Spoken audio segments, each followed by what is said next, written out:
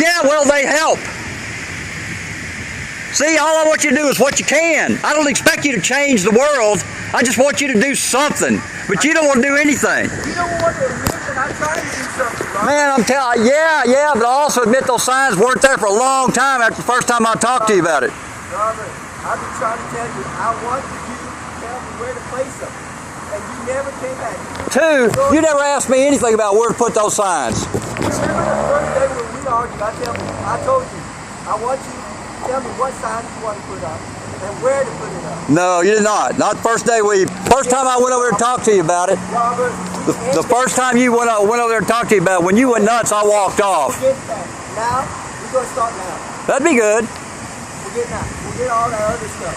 Man, you just But please, if I start doing this, and you say, oh, you don't care, you don't want to do nothing. well, Sue, I haven't seen a sign of care out of you till just now.